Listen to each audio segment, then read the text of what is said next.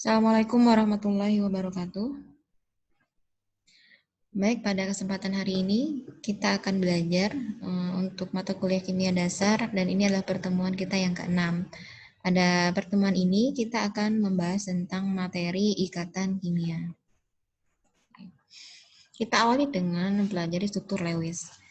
Struktur Lewis ini merupakan model titik elektronnya untuk penulisan unsur-unsur biar lebih mudah dalam menuliskan strukturnya.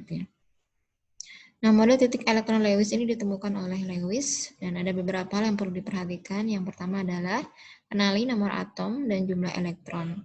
Dengan mengenali nomor atom dan jumlah elektron, kita bisa menuliskan konfigurasi elektron. Kemudian kita akan mengetahui jumlah elektron valensi dari unsur tersebut ya. Dengan melihat elektron valensi, itu akan lebih mudah ketika kita menuliskan dalam model struktur Lewis. Kenapa? Karena yang digambarkan dalam struktur Lewis itu merupakan elektron valensinya saja. Sementara elektron teras atau elektron yang berada dalam kulit dalam itu tidak digambarkan. Kemudian 4 titik pertama itu akan dituliskan satu persatu terlebih dahulu, kemudian masih ada sisa itu dituliskan di belakang unsur. Ya, jadi titik berikutnya jika masih ada sisa itu dipasangkan dengan yang sudah ada. Dan titik ini menunjukkan jumlah elektron. Ini ada beberapa gambaran tentang struktur tentang model titik elektron Lewis dari beberapa unsur. Yang pertama ini ada H. H ini elektronnya cuma satu ya, elektron valensinya cuma satu sehingga hanya dituliskan sebagai titik kemudian H. Li itu dia jumlah elektronnya ada 3, tetapi elektron valensinya atau elektron di kulit terluarnya juga sama dengan H itu hanya 1, sehingga hanya dituliskan titik 1 saja. Na juga sama, karena H, Li, Na ini merupakan satu golongan, sama-sama berada pada golongan 1A yang elektron valensinya itu adalah 1, sehingga hanya dituliskan titiknya jumlahnya 1 saja. Untuk Be ini elektron valensinya ada 2 sehingga dituliskan titiknya ada 2 di kiri dan di kanan. Mg juga sama, elektron valensinya ada 2 ya. Kemudian ini boron, boron itu elektron valensinya ada 3 ya, termasuk dalam golongan 3A, elektron valensinya ada 3. Jadi dituliskan ada 3 titik yang mengitari B. Al juga sama, Al itu juga ada di golongan 3A, elektron valensinya ada 3. Kemudian C, ini C ya, C ini dia berada pada golongan 4A. Elektron valensinya ada 4, sehingga dituliskan ada 4 titik yang mengitari atom C. S juga sama, berada pada golongan yang sama ya. Jadi elektron valensinya ada 4. Untuk N ini berada pada golongan 5A dan jumlah elektron valensinya ada 5, sehingga dituliskan titik sisa ada 2, 2 ini digunakan untuk menuliskan pasangan. T juga sama, karena sama-sama berada pada golongan 5A ya. Jadi ada 3, 3, 3, di sini ada 2 pasang. Satu pasang ada 2 elektron. Untuk atom O atau unsur O ini ada 6 elektron valensinya. Ini berada pada golongan 6A ya.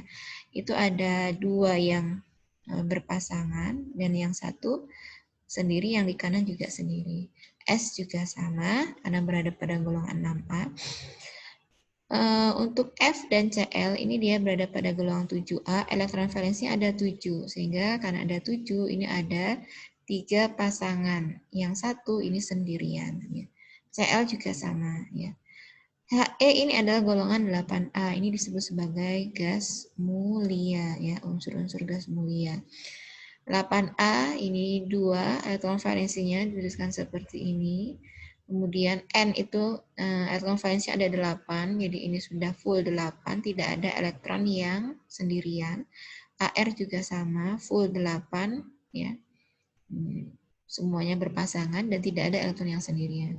Nah, ini urutan dari golongan 1A ya. Ini H, Li, Na 1A, ini 2A, ini 3A, ini 4A, dan ini 5A ya.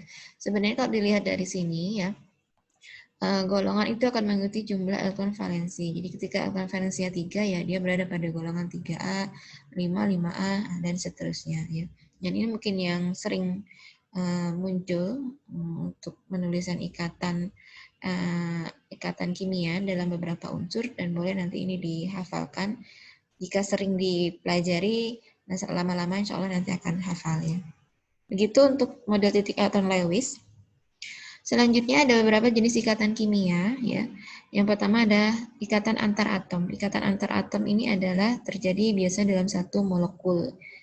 Ini ada ikatan ionik, ikatan logam, ikatan kovalen. Ikatan kovalen ada 3 jenis, ikatan kovalen tunggal, kovalen rangkap, kovalen koordinasi. Kemudian ada ikatan antar molekul. Ini terjadi antar molekul yang satu dengan molekul yang lain ya. Nah, ini ada ikatan hidrogen, ada ikatan van der Waals. Di dalam ikatan van der Waals ada yang disebut sebagai interaksi ion dipol, kemudian interaksi dipol-dipol, dan ada interaksi ion dipol terinduksi. Dan yang terakhir ada gaya Londonnya. Yang pertama kita bahas tentang ikatan ionik.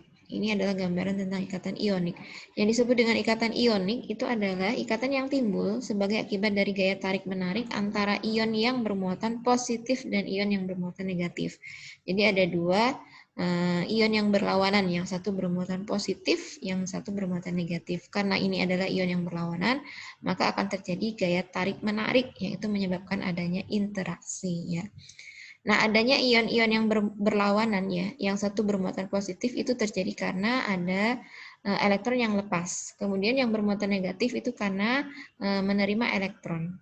Ini ilustrasi, ya, ilustrasi antara senyawa NaF antara ion natrium dan ion fluorida ya.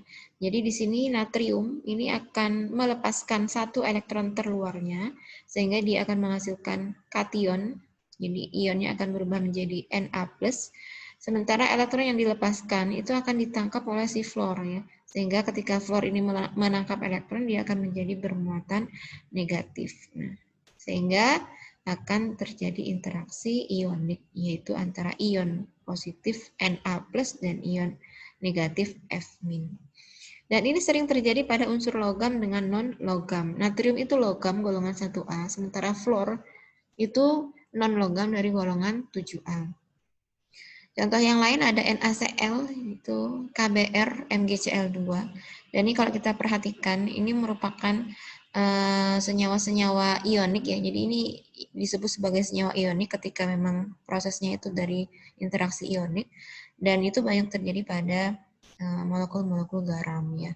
NaF itu garam, NaCl itu garam, KBr, MgCl2 itu garam, dan banyak contoh yang lain yang itu merupakan garam ya. Kemudian sifat dari senyawa ionik dari hantaran listriknya, yang pertama, ketika dalam posisi padatan ya. Padatan dia tidak bisa menghantarkan listrik karena tidak terdapat media, jadi tidak terjadi aliran elektron di dalamnya. Artinya partikel-partikel yang bermuatannya tidak bisa bergerak karena tidak ada media. Kemudian ketika dia tidak terdapat elektron yang bebas bergerak, ya, dia tidak akan bisa menghantarkan listrik. Kemudian ion-ion terikat pada kisi. Jadi ada kisi-kisi yang itu bisa modelnya macam-macam. Ada yang bentuknya segi 4, ada yang bentuknya heksagonal dan sebagainya. Nah, ini sehingga tidak menghantar muatan melalui kisi. Jadi elektronnya ini tidak bisa bergerak bebas ya. Dan dalam keadaan lebur, dia akan bergerak dan dapat menghantarkan listrik. Lebur itu lumayan ada cairan di dalamnya, jadi sedikit meleleh ya istilahnya.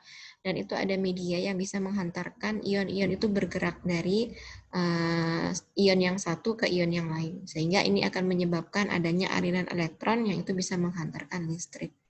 Sementara dalam larutan air, karena ada media air yang itu akan menyebabkan ion-ion itu akan bergerak bebas, sehingga dapat menghantarkan listrik dengan mudah.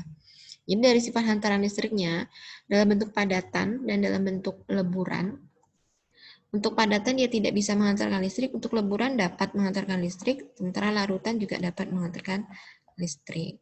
Titik lala dan titik didihnya ini sangat tinggi karena dia senyawa ionik, jadi ikatannya sangat kuat, dan untuk melepaskan ikatan tersebut itu membutuhkan termal atau membutuhkan panas atau energi dari luar yang cukup besar untuk memisahkan ikatannya.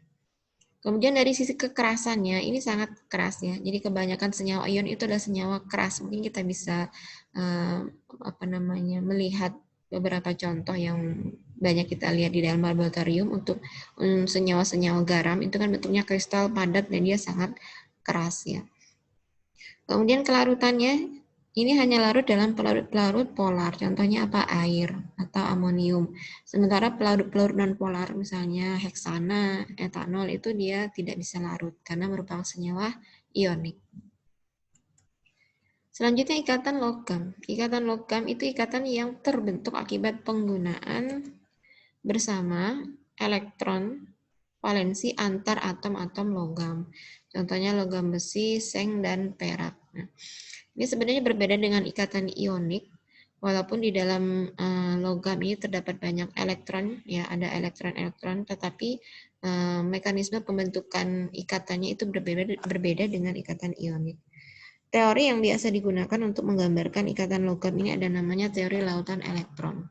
Nah, bagaimana teori ini menjelaskan? Yaitu ketika ada tumpang tindih antara elektron valensi, jadi elektron valensi yang ada di luar atom, itu memungkinkan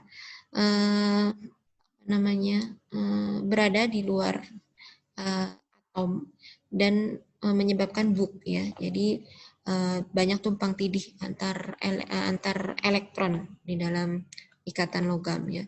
Dan ini memungkinkan elektron valensi dari setiap atom logam itu bergerak bebas dalam ruang di antara ion-ion logam membentuk lautan elektron. Nah, ini bisa dilihat gambarnya Mg2+, di sini dikelilingi elektron-elektron. Elektron-elektron ini digambarkan banyak karena memang dia bergerak bebas ya.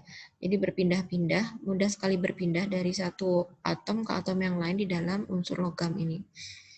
Nah, karena muatannya berlawanan, maka terjadi gaya tarik-menarik antara ion-ion logam dan elektron-elektron bebas. Di dalam atom logam ini ada inti yang bermuatan positif Mg2+, sementara di permukaannya, di luarnya ini ada elektron valensi yang itu berpindah-pindah, bergerak bebas. Nah, itu menyebabkan interaksi yang sangat kuat karena ini interaksinya berlawanan muatannya. Elektron bermuatan negatif, sementara Mg2+ itu bermuatan positif. Nah, akibatnya terbentuklah ikatan yang disebut sebagai ikatan logam. Kemudian ikatan kovalen. Ikatan kovalen itu terjadi dengan adanya pemakaian pasangan elektron secara bersama-sama oleh dua atom. Ini berbeda dengan ikatan ion dan ikatan logam tadi. Di dalam ikatan kovalen ini atom itu sama-sama menerima elektron. Jadi mereka sama-sama menarik elektron, tetapi tidak sampai bermuatan negatif, hanya menarik elektron saja. Tidak ada yang melepas, tetapi dua-dua atomnya itu menarik elektron. Sehingga ini akan terjadi pemakaian bersama pasangan elektron. Nah, terjadinya pemakaian bersama pasangan elektron ini akan menyebabkan adanya ikatan antara atom yang satu dengan atom yang lain. Nah, ini yang disebut sebagai ikatan kovalen. Ya. Ini terjadi pada unsur-unsur non-logam. Kalau ikatan ionik itu antar logam dan non-logam. Kalau ikatan logam itu hanya pada logam. Kalau ikatan kovalen ini hanya terjadi pada unsur-unsur non-logam ya, atau unsur-unsur yang punya elektronegativitas yang tinggi. Contohnya CH4, H2O, Cl2. Jumlah ikatan kovalen yang dapat dibentuk oleh unsur non-logam itu disebut sebagai kovalensi. Jadi kovalensi ini setara dengan jumlah elektron yang diperlukan untuk mencapai konfigurasi yang stabil. Atau ada konfigurasi gas mulia. Contohnya di sini ada atom C, N, dan O. Ini saya kasih contoh. C itu kita ketahui nomor atomnya ada 6. Ya. Kita tuliskan konfigurasi elektronnya. C itu 6. Dituliskan konfigurasi elektron 1s2, 2s2, 2p2. Nah, berapa nilai kovalensinya atau berapa jumlah elektron valensi yang bisa menjadi ikatan kovalen ya. Ini bisa dilihat elektron valensinya ada di 2s2 dan 2p2, jumlahnya ada 4 ya. Elektron valensinya ada 4. Nah, ketika dia akan berikatan dengan atom yang lain ya secara kovalen, ini kita tuliskan dulu bentuk titik Lewisnya. Karena ada 4 elektron valensi, maka seperti ini modelnya. Nah, untuk mencapai konfigurasi yang stabil ya, konfigurasi gas mulia ini yang disebut sebagai aturan oktet ya, aturan 8 oktet. Jadi atom itu akan stabil atau mencapai konfigurasi gas mulia ketika jumlah elektron yang ada di dalam atom tersebut jumlahnya ada 8. Ya. C tadi elektron valensinya baru 4 di sini ya. 1, 2, 3, 4. Dia masih kekurangan 4 elektron. Nah, 4 elektron itu akan digunakan untuk berikatan dengan atom yang lain. Nah, jadi di sini ada totalnya ada 8 ya. Ada 8 elektron yang mengelilingi atom C. Nah, untuk dapat 8 tadi, yang X ini dia membutuhkan sejumlah 4 elektron. Nah, ini yang disebut sebagai kovalensi. Jadi kovalensi atom C itu jumlahnya 4. Untuk N yang nomor atomnya 7, itu kita tuliskan konfigurasi elektronnya 1s2, 2s2, 2p3. Elektron valensinya di sini 2s2, 2p3. Jumlah elektron valensinya ada 5. Kita tuliskan struktur Lewisnya ya, 1, 2, 3, sisanya ada 2 di sini yang berpasangan. Jadi 2 elektron ini akan membentuk pasangan, sementara 3 yang lain itu akan sendiri ya. Nah, untuk dapat mencapai konfigurasi yang stabil jumlah 8, maka dia membutuhkan 3 elektron dari luar. Nah, 3 elektron ini akan diperoleh dari atom yang lain ketika N ini berikatan. Jadi jumlah valensinya ada 3 elektron ya. Untuk O ya, O itu jumlah elektronnya 8. Konfigurasinya 1s2, 2s2, 2p4 ya. Nah, ini elektron valensinya jumlahnya ada 6, sehingga ketika kita menuliskan itu akan menjadi seperti ini 1, 2, 3, 4, 5, 6. Nah, ini untuk mencapai 8 dia membutuhkan 2 elektron dari luar. Jadi valensinya ada 2 seperti itu untuk menentukan kovalensi. Kemudian ikatan kovalen itu ada 3 tadi ya. Yang pertama ada ikatan kovalen tunggal. Ikatan kovalen tunggal ini dia hanya membentuk satu pasangan elektron. Ya. Contohnya CH4. CH4 kita tuliskan model ikatannya.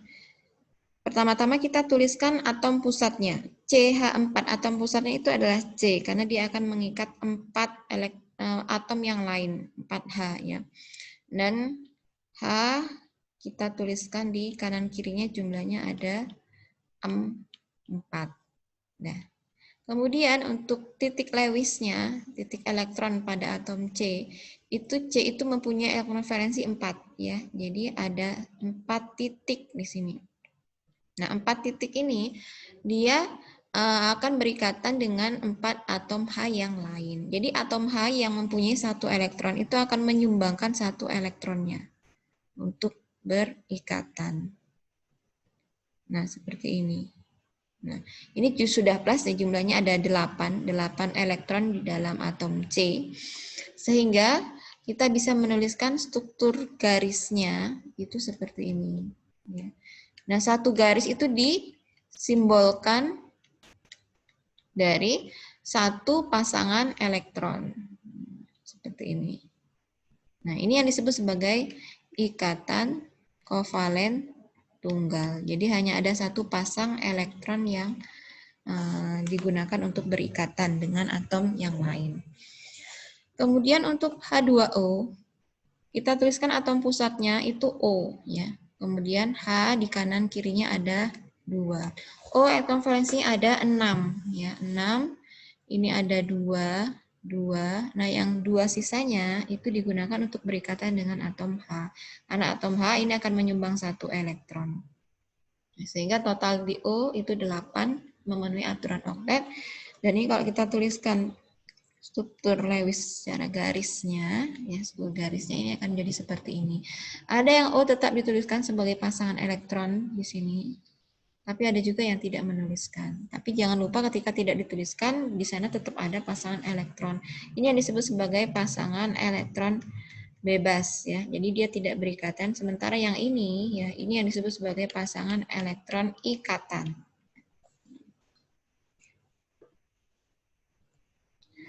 Yang kedua ada ikatan kovalen rangkap. Ikatan kovalen rangkap itu terjadi ketika terdapat 2 pasang elektron yang digunakan untuk berikatan. Contohnya pada CO2 ya. Kita gambarkan atom pusatnya adalah C dan berikatan dengan 2 atom O. Nah, ingat C itu punya 4. Nah, 4 elektron valensi. Nah, dan itu akan digunakan dua-duanya keempatnya itu dalam berikatan dengan atom O. Kenapa? Karena memang tidak ada elektron yang itu hanya sendirian. Jadi posisi elektron dalam suatu ikatan itu harus berpasangan, tidak boleh ada yang sendirian. Nah, kemudian O itu jumlah elektron valensinya ada 6. Ya. Kita juga akan menuliskan dia berpasangan. Nah, ini yang akan digunakan berikatan dengan atom C. Di sini ada 2 pasang elektron. Di sini juga nanti sama, ada 2 pasang elektron. Ini salah coret yang ini ya.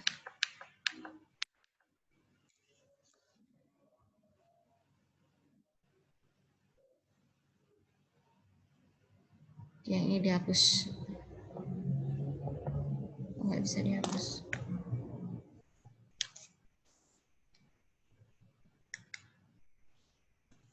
Sebentar ya.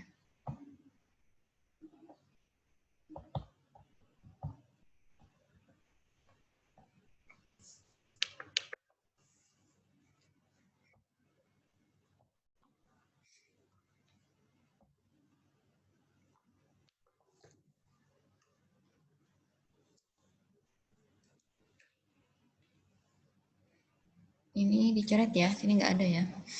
Jadi ini di sini ya ada, di sini juga sudah ditulis 2. Nah, ini ada 2 pasang elektron. Nah, ini seperti ini bentuknya. Ini sudah memenuhi aturan 8 elektron. Jadi ada di atom C ini jumlahnya ada 8, totalnya 8 elektron. Nah, sehingga bentuk struktur garisnya dia karena punya pasangan elektronnya ada 2 pasang yang digunakan untuk berikatan antara atom O dengan C, maka dituliskan seperti ini ya. Untuk yang HCN, C berikatan dengan H dan dengan N ya. C itu jumlah elektron valensinya ada 4 ya. Dan ini 1 sudah digunakan berikatan dengan H, sisanya ada 3 dan 3 ini akan digunakan semuanya untuk berikatan dengan si N. Ingat N itu punya elektron valensi 5, jadi di sini ada sepasang. Dan yang 3-nya itu akan digunakan untuk berikatan dengan atom C. Sehingga di sini ada 3 pasangan elektron yang digunakan untuk berikatan antara C dengan N. Nah, ini akan dituliskan H, C, di sini rangkap 3, N. Ya. Jadi ikatan kovalen rangkap itu ada rangkap 2 dan ada rangkap 3. Selanjutnya ikatan kovalen koordinasi ya. Ikatan kovalen koordinasi itu adalah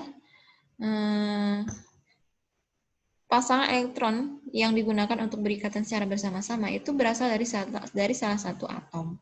Ini bisa dicontohkan ada ion NH4+ ya. Struktur Lewisnya itu apa? Ya. Ini struktur Lewisnya. Ini masing-masing sudah dituliskan ada 8 ya, 8 elektron. Ini bermuatan H+ positifnya dari interaksi dengan ion dari luar ya. Ini kan membentuk NH4+ ya. Jadi di sini ada tanda plus, ini tanda kurung kurawal. Nah, ketika membentuk ion NH4+, H karena H+ di sini dia sudah tidak mempunyai elektron apapun yang bisa dibagikan. Nah, untuk berikatan itu membutuhkan elektron untuk digunakan secara bersama-sama, maka elektronnya ini berasal dari si N ya. N ini akan menggunakan pasangan elektron yang berasal dari dirinya sendiri itu untuk berikatan dengan si H. Sehingga H ini juga akan mempunyai elektron pasangan ini secara bersama-sama dengan si N. Nah, ini yang disebut sebagai ikatan kovalen koordinasi. Jadi sumber pasangan elektron yang digunakan untuk berikatan antara N dengan H ini berasal dari satu atom, yaitu dari si N. Ya. Sehingga dituliskan ciri dari koordinasi itu adalah ada tanda panah. Artinya ini N menuju H, maka elektron valensinya, pasangan elektronnya yang digunakan untuk berikatan itu berasal dari atom N menuju ke H. Itu ya. Ya, selanjutnya.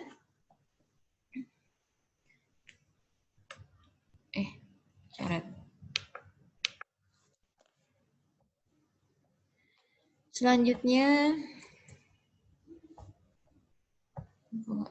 nah ini ya, sifat senyawa kovalen. Sifat senyawa kovalen itu agak berbeda dengan ion ya, senyawa ion. Ini saya hapus dulu.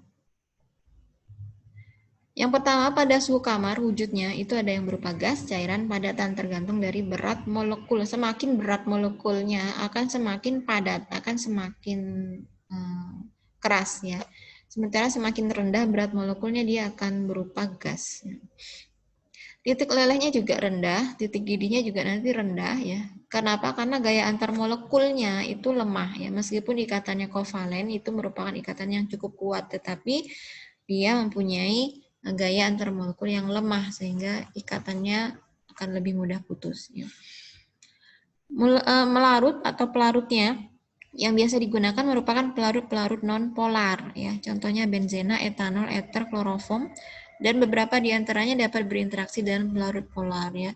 Yang dapat berinteraksi dengan pelarut polar itu biasanya adalah yang mempunyai berat molekul yang rendah dan biasanya mempunyai pasangan elektron bebas, atau kovalennya itu adalah kovalen polar. Jadi senyawa kovalen ikatannya tetapi dia kovalen polar ya. Itu bisa larut dalam pelarut-pelarut polar. Tetapi untuk kovalen non-polar itu susah untuk berikatan dengan pelarut-pelarut yang polar ya. Kemudian ada senyawa kovalen non-polar dari sifat hantar listriknya ya. Yang kovalen non-polar baik itu padatan, leburan maupun larutannya itu dia tidak bisa mengantarkan listrik ya. Sementara untuk yang senyawa kovalen polar itu hanya larutannya yang bisa mengantarkan listrik. Kenapa? Karena kovalen polar itu contoh ya, saya kasih contoh kovalen polar itu adalah misalnya dari asam lemah HF ya. HF itu dia bisa terionisasi menjadi H+ plus F-, tetapi terionisasinya ionisasi sebagian, sehingga reaksinya biasanya reaksinya dua arah ya. Artinya tidak semua HF itu akan terionisasi menjadi H+ dan F-, tapi masih ada yang tidak terionisasi. Tetapi di dalam sistem larutan ada ion H+ dan ada ion F-, yang ini akan menyebabkan adanya pergerakan elektron ya. Nah, ini yang adanya pergerakan elektron itu menyebabkan dia bisa menghantarkan listrik walaupun ikatannya adalah kovalen. Kemudian titik didihnya lebih rendah dari senyawa ion, jadi kurang dari 200. Contohnya misalnya air lah, air itu hanya 100 derajat Celcius. Alkohol, etanol, eter itu lebih rendah lagi ya. Kemudian senyawa kovalen polar. Nah, senyawa kovalen polar ini ditinjau dari polaritasnya, dan polaritasnya ini relatif ya. Yang disebut senyawa kovalen polar itu adalah ketika pasangan elektron ikatan itu akan cenderung tertarik ke arah salah satu atom. Jadi ada perbedaan densitas elektron, ada perbedaan kerapatan elektron. Nah, yang saya kasih contoh tadi HF ya. HF itu ini ada satu elektron, antara F itu dia mempunyai 7 elektron valensi karena dia dari golongan 7A ya. 7 elektron valensi ya, di sini ada 7 elektron valensi. Dan satunya ini masih 6 berikatan dengan digunakan untuk berikatan dengan H ya. Ini akan menyebabkan adanya perbedaan densitas elektron. Jadi gambaran seperti ini akan cenderung positif ya. Jadi ada kutub yang akan cenderung negatif. Kenapa? Karena kerapatan elektronnya berbeda ya. Jadi sebaran elektronnya akan lebih banyak ke arah F. Nah, ini yang menyebabkan dia terjadinya perbedaan elektronegativitas ya. Ini momen dipolnya itu tidak nol atau sifatnya dia tidak asimetris ya. Jadi tidak saling menghilangkan momen dipolnya karena akan cenderung kerapatan elektronnya lebih banyak ke F. Ini akan menyebabkan senyawa itu bersifat polar walaupun ikatannya adalah ikatan kovalen ya. Contoh HCl juga sama ya. HCl itu sama. Dia juga punya 7 ini elektron valensi, dan ini kecenderungannya akan lebih besar awan elektronnya di sini ya. Nah, ini yang disebut sebagai senyawa polar. Jadi momen dipolnya, kalau kita belajar fisika ada momen dipol, itu momen dipolnya itu tidak nol, tapi dia punya harga momen dipol.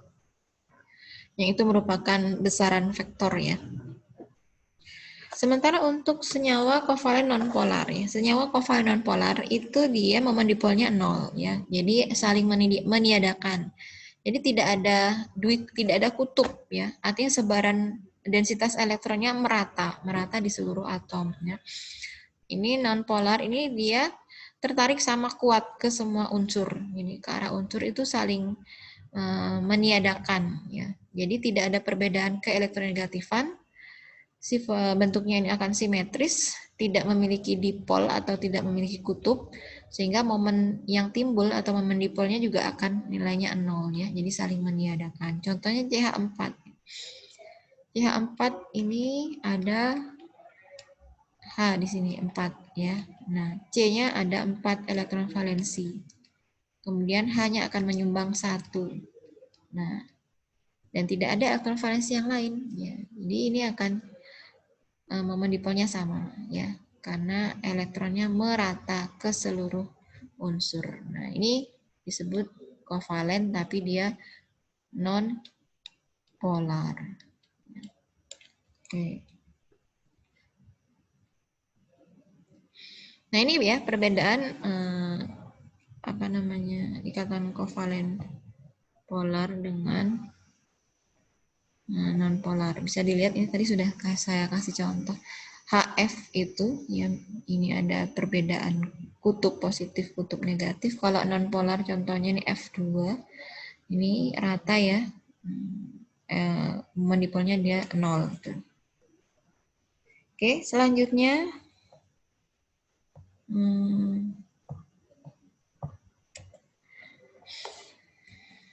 ikatan antar molekul ya. Kalau tadi ikatan antar atom, sekarang kita beranjak pada ikatan antar molekul. Ada ikatan hidrogen. Ikatan hidrogen itu akan terjadi jika terjadi pada antar molekul yang sifatnya polar. Jadi ikatan hidrogen tidak akan terjadi pada molekul yang sifatnya non-polar. Ya. Hanya terjadi pada molekul yang sifatnya polar. Kemudian atom H itu berikatan dengan atom yang mempunyai elektronegativitas yang besar. Jadi ketika senyawa itu sifatnya polar, maka dicek dulu atom H-nya apakah itu akan berikatan langsung dengan elektronegativitas besar, misalnya HF ya atau H2O, NH3. Kemudian atom FO dan N ini mempunyai pasangan elektron bebas. Jadi ketika berikatan FO dan N ini pasangan elektron bebasnya tidak habis ya, tetapi masih menyisakan pasangan elektron bebas. Dan pasangan elektron bebas itu yang digunakan untuk berinteraksi secara ikatan hidrogen dengan atom hidrogen. Jadi ikatan hidrogen itu adalah ikatan antar atom H sebenarnya ya, antar atom H dengan atom-atom yang bermuatan atau yang punya elektronegativitas yang besar. Contohnya tadi F, O, dan N. Jadi hanya dengan 3 atom ini. Ya. Contohnya pada ikatan kovalen pada air ini adalah air ya. H2O. H2O ini adalah interaksi hidrogennya digambarkan dengan garis putus-putus. Di sini ada H, interaksi antara H dengan interaksi dengan atom O dengan pada molekul yang berbeda. Ini molekul yang pertama, molekul air yang pertama. Ini adalah molekul air yang kedua. Nah, interaksinya tadi adalah interaksi hidrogen antara H dengan atom O. Ya. Jadi H2O itu kalau kita tuliskan struktur Lewisnya, ini H ya. Nah, ini garisnya. Di sini ada 2 pasang elektron bebas ya. Adanya pasangan elektron bebas ini akan digunakan oleh si H2O untuk berinteraksi dengan molekul yang lain. Nah, ini ada molekul yang lain dari H2O. Dan seperti itu seterusnya. Jadi selama ketemu dengan molekul yang lain, ya, dia akan berinteraksi secara hidrogen. Nah, dan adanya ikatan hidrogen ini akan menaikkan titik didih ya. Oleh karena itu mengapa H2O itu dia berat molekulnya rendah ya, cuma 18 gram per mol. Tapi titik didihnya sangat tinggi, 100 derajat Celcius ya. Itu kenapa? Karena di dalam molekul air itu terjadi interaksi hidrogen. Interaksi hidrogen itu interaksi antar molekul yang itu akan semakin memperkuat ikatan antar molekul. Karena ikatannya kuat, dia akan sulit untuk diputuskan, ya. Karena sulit diputuskan, dia membutuhkan thermal atau membutuhkan energi yang lebih tinggi untuk bisa memutuskan ikatan antar molekulnya. Itu yang menyebabkan titik didihnya kemudian menjadi naik, ya. Oke, kemudian selanjutnya ikatan van der Waals. Ikatan van der Waals ini berbeda dengan ikatan hidrogen. Kalau dari sisi kekuatan ikatannya, ikatan van der Waals ini lebih lemah, ya, lebih lemah dibandingkan dengan ikatan hidrogen, ya. Ikatan van der Waals itu hanya terjadi antar molekul-molekul yang sifatnya polar, sama dengan ikatan hidrogen. Tetapi ikatan van der Waals itu lebih luas lagi, tidak terbatas pada FON, ya, tetapi selama molekul itu sifatnya polar dan terjadi interaksi, maka disebut sebagai ikatan van der Waals. Jadi gaya tarik menarik yang lemah di antara dua buah ujung dipol. Di dalam senyawa polar itu kan tadi mempunyai dipol yang positif dan dipol negatif. Nah, ujung-ujung dipol yang berlawanan ini, yang berlawanan muatannya, ini yang ujung yang Jadi ada ujung yang bermuatan positif, ya. Ini yang bermuatan positif dan ada ujung yang bermuatan negatif. Ujung yang berlawanan muatannya ini akan terjadi interaksi yang menyebabkan adanya gaya tarik. Nah, sementara ujung-ujung yang muatannya sama ini akan terjadi gaya tolak. Jadi tidak mungkin adanya terjadi interaksi ketika ketemu dengan ujung atau dipol yang sama. Contohnya pada molekul HCl, HI, ya, ini bisa terjadi interaksi yang disebut sebagai interaksi van der Waals. Atau di beberapa sumber itu juga disebutkan bahwa interaksi van der Waals ini juga disebut sebagai interaksi elektrostatik, ya. Jadi ada interaksi elektrostatik itu sama aja dengan interaksi van der Waals. Jadi ada gaya tarik menarik listrik yang relatif lemah akibat kepolaran molekul, dan polarnya ini adalah kepolaran yang permanen, artinya memang dari awal molekul itu merupakan molekul yang sifatnya polar. Ya. Oke, selanjutnya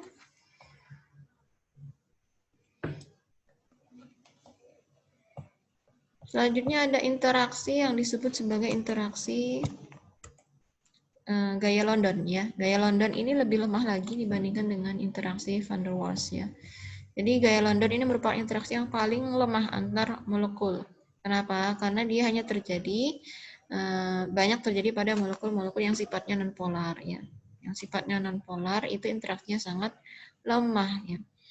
Nah, ini interaksi nonpolar. Contohnya molekul molekul I2. I2 ini dia nonpolar, ya, karena kutubnya ini sama, ya, positif negatif. Nah, gaya tarik menarik antar atom karena adanya dipol sesaat. Jadi dipol sesaat ini memang muncul ketika terjadi gaya London. Kapan munculnya? Ketika dia bertemu dengan sesama dirinya. Jadi atau dipol sesaat itu sebenarnya bisa juga muncul ketika dia bertemu dengan molekul yang itu sudah mempunyai polar, yang molekul yang polar. Jadi ketika molekul non polar ketemu dengan molekul yang polar, maka molekul non-polar itu bisa menjadi dipol atau mempunyai momen dipol, tetapi hanya sifatnya sesaat karena adanya interaksi dengan molekul polar. Nah, gaya London itu merupakan dipol sesaat yang muncul ketika terjadi interaksi sesama non-polar, ya. Jadi, tetapi ketika tidak terjadi interaksi, ya, atau tidak ada gangguan dari luar, maka tidak akan muncul yang namanya dipol sesaat pada molekul non-polar, ya. Nah, gaya London, ketika si I2 ini ketemu dengan molekul dirinya, I2, atau molekul yang lain lah yang itu tetapi nonpolar, itu akan terjadi interaksi yang menyebabkan adanya dipol sesaat, ya. Jadi ada kutub yang sifatnya negatif dan ada kutub yang positif. Dan molekul sebelahnya juga ada yang menjadi positif dan ada yang menjadi negatif. Karena membentuk dipol ini akan terjadi interaksi. Tapi ini interaksinya sangat lemah, ya. Ini atom memiliki elektron yang selalu bergerak. Pergerakan ini menimbulkan ketidakmerataan elektron pada atom. Akan ada sisi atom yang penuh dengan muatan negatif, yaitu yang bermuatan atau yang banyak mengandung elektron, dan satu sisinya yang bermuatan positif. Nah, kondisi ini menyebabkan adanya dipol sesaat. Nah, dipol sesaat itu hanya terjadi pada senyawa non-polar. Dan interaksinya disebut sebagai interaksi London. Ya. Oke, selanjutnya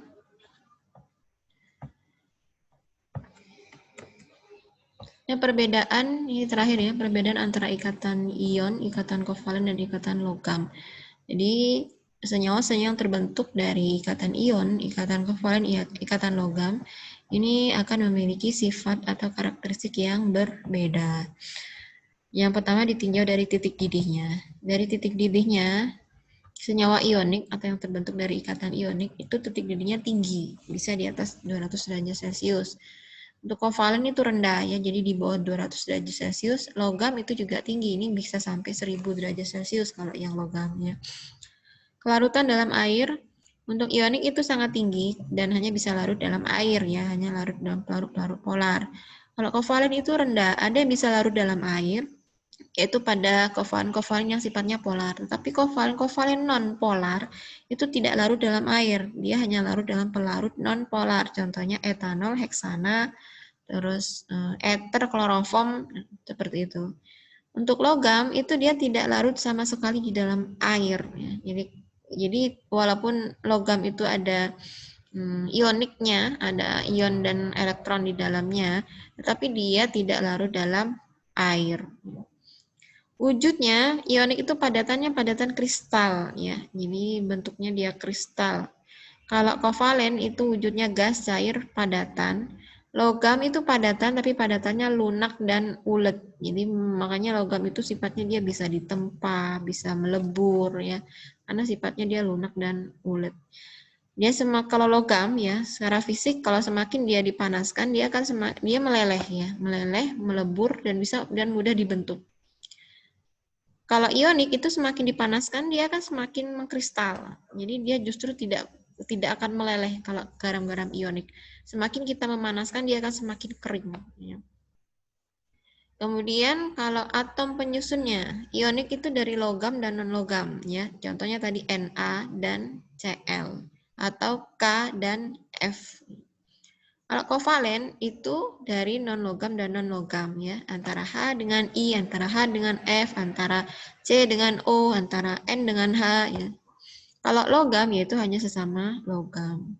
Kemudian hantaran listriknya, ionik itu untuk cairan dia bisa menghantarkan listrik, tapi padatan dia tidak bisa menghantarkan listrik. Leburan dia bisa menghantarkan listrik ya.